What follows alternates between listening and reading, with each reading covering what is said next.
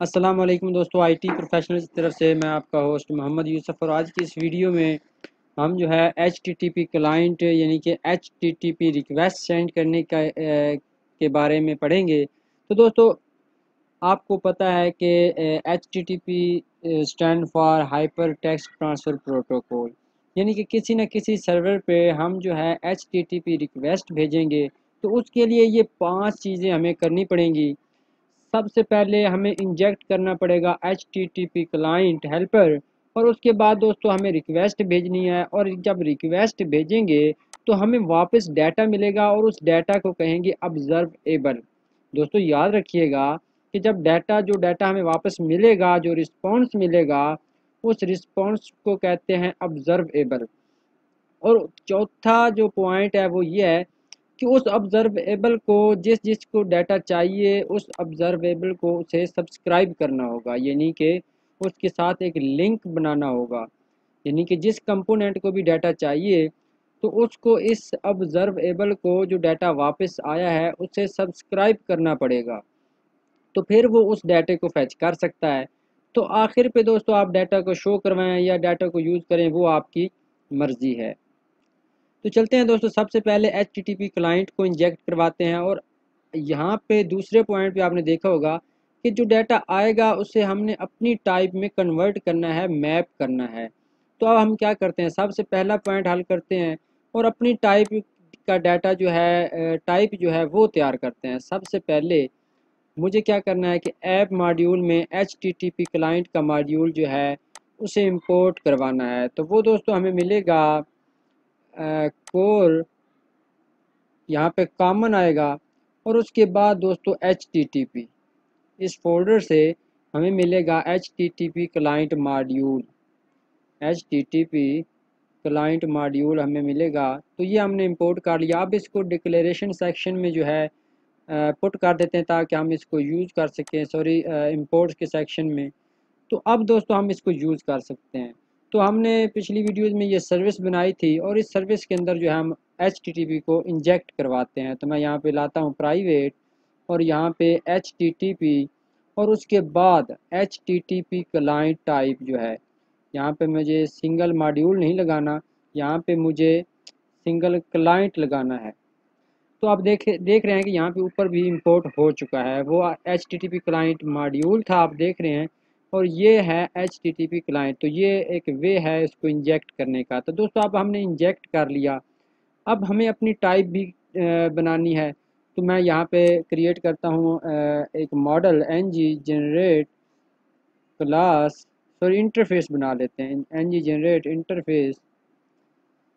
तो जिसके ऊपर हम अपने डाटा को मैप कर लेंगे। तो यूँ समझ लीजिए कि हमारे पास एक प्रोडक्ट है और उस प्रोडक्ट का जो है हम करना चाहते हैं, डाटा को मैप करना चाहते हैं। इंटरफेस तो हमने आगे नेम नहीं लिखा इंटरफेस का, तो मैं दोबारा करता हूँ इसको, यहाँ पे पुट करता हूँ इंटरफेस। और कौन सा इंटरफेस है, प्रोडक्ट का, प्रोडक्ट। तो ये दोस्तों एक हमारे पास मॉडल, यूँ समझ लीजिए कि मॉडल बन जाएगा जिसके ऊपर हम अपने डाटा को मैप कर देंगे। तो मैं यहाँ पे पुट करता हूँ नेम। तो नेम जो है किसी भी टाइप का हो सकता है। इसी तरह प्रोडक्ट का जो है प्राइस पुट कर देते हैं यहाँ पे, प्राइस। तो अब दोस्तों क्या करना है कि मैं देख लेता हूँ कि जिस पे मैंने फ़ाइल पे रिक्वेस्ट भेजनी है उसका यही फॉर्मेट है। तो नेम और प्राइस यही है।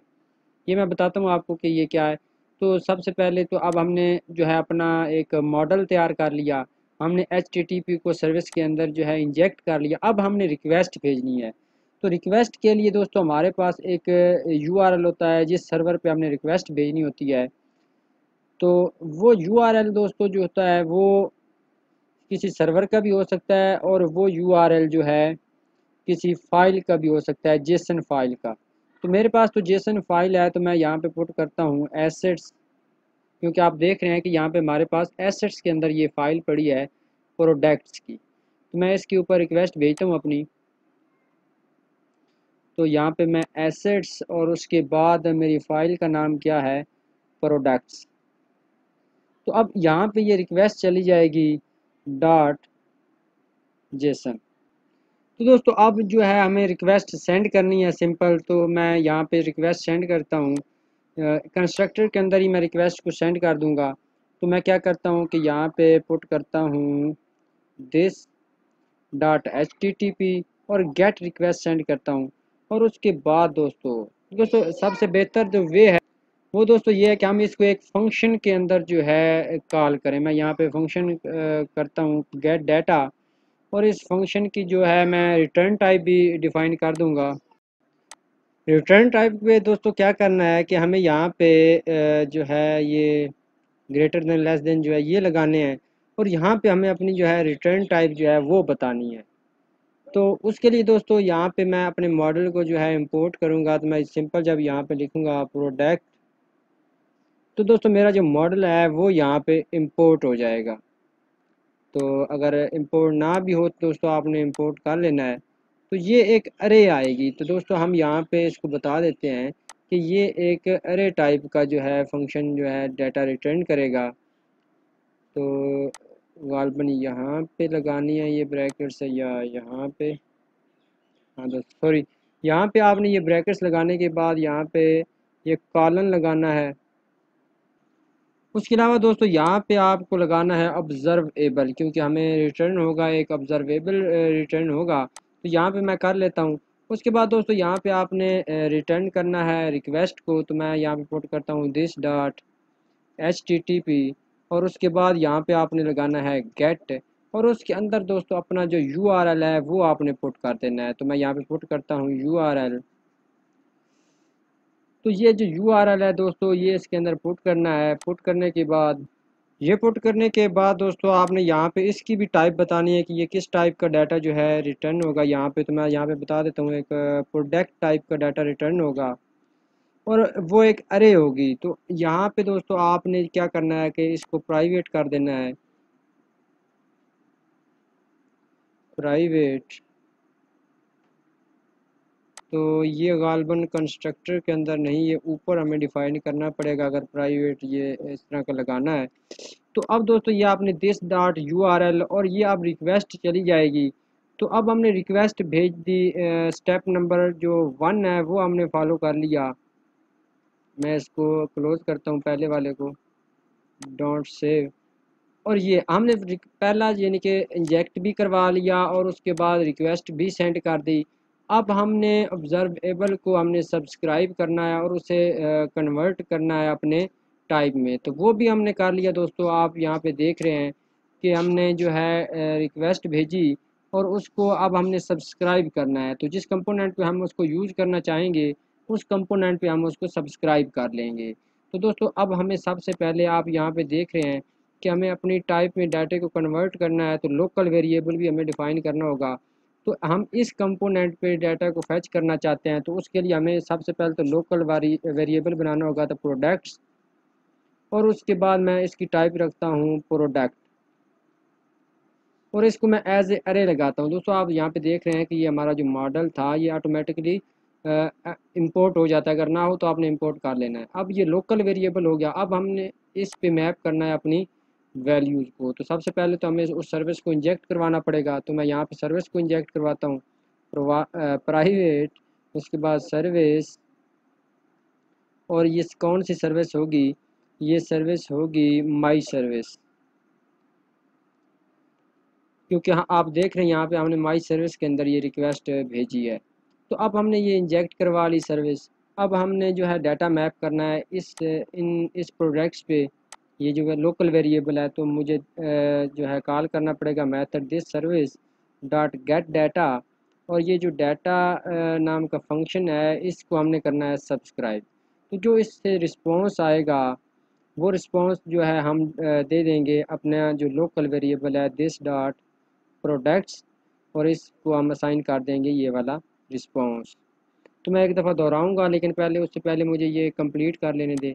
और यहाँ पे जो हम अपनी प्रोडक्ट्स को शो करवा देते हैं H1, और इसके ऊपर ng फार लगा देते हैं ताकि हमारा जो डाटा है वो शो हो जाए। सॉरी, यहाँ पे ng फार, ng फार, और ng फार के अंदर दोस्तों हमें क्या करना है कि यहाँ पे ये ng फॉर का एक फॉर्मेट है, यहाँ पे लेट, उसके बाद पी। तो दोस्तों पी, तो यानी कि पी है प्रोडक्ट ऑफ प्रोडक्ट्स। तो जो हमारे पास अरे है यहाँ पे प्रोडक्ट्स, तो ये एक वे है शो करवाने का, एक अरे को रेंडर करने का HTML पे। ये प्रोडक्ट्स है, तो ng फॉर के ज़रिए हम इसको शो करवा रहे हैं। तो यहाँ पे मैं जो है नेम शो करवाता हूँ, स्ट्रिंग इंटरपोलेशन यूज़ करता हूँ और यहाँ पे पुट करता हूँ p डॉट नेम। तो सेव ऑल करते हैं दोस्तों और चलते हैं अपने ब्राउज़र में। तो दोस्तों यहाँ पे एरर शो हो रहा है कि इंपोर्ट URL फ्राम इंस्पेक्ट। तो दोस्तों ये जो एक छोटा सा एरर रहता है यहाँ पे हमारी सर्विस में है, क्योंकि हमने तो एक URL वेरिएबल डिफ़ाइन किया है, तो इसने इंपोर्ट कर लिया है। अब जाते हैं, देखते हैं ब्राउज़र में। तो आप देख रहे हैं कि जितनी भी प्रोडक्ट्स हैं वो शो हो रही हैं। अगर मैं क्या करता हूँ कि यहाँ पे अपनी जेसन की फ़ाइल में अगर एक प्रोडक्ट और ऐड कर देता हूँ यहाँ पे, तो वो भी शो हो जाएगी। यहाँ पे मैं ऐसा करता हूँ कि इसको F9 की जगह F10 कर देता हूँ, तो आप देखेंगे कि यहाँ पे वो F10 भी शो हो जाएगी। तो दोस्तों इस तरह जो आप रिक्वेस्ट भेज सकते हैं। तो मैं एक दफ़ा फिर सारा जो फंक्शन है दोहरा देता हूँ। सबसे पहले हमें HTTP क्लाइंट इंजेक्ट करना था और हमें अपनी डाटा टाइप जो है वो डिक्लेयर करनी थी। तो हम मैंने एक जो है इंटरफेस बनाया प्रोडक्ट का नेम और प्राइस अपने डाटा को मैप करने के लिए। उसके अलावा दोस्तों मैंने ऐप मॉड्यूल में जो है HTTP क्लाइंट मॉड्यूल लोड करवाया ताकि हम रिक्वेस्ट भेज सकें। तो माई सर्विस के ऊपर मैंने इंजेक्ट करवाया HTTP क्लाइंट और उसको एक वेरिएबल असाइन किया HTTP। और दिस डॉट यहाँ पे मैंने एक फ़ंक्शन बनाया और फंक्शन रिटर्न करता है एक ऑब्जर्वेबल, और उसकी जो टाइप है वो प्रोडक्ट टाइप की अरे है। दोस्तों सिंगल प्रोडक्ट नहीं, एक प्रोडक्ट्स की एक अरे है वो रिटर्न करता है एज ए ऑब्जर्वेबल। तो रिक्वेस्ट भेजी हमने दिस डॉट गेट, और ये जो रिक्वेस्ट है ये हमें प्रोडक्ट टाइप का डाटा रिटर्न करेगी और जो URL है वो यहाँ पे पेस्ट किया जाता है। तो हमारी जो फाइल का URL है वो ये वाला है। तो अब जो डाटा आया है, अब डाटा आ जाएगा जब भी हम इस फंक्शन को कॉल करेंगे।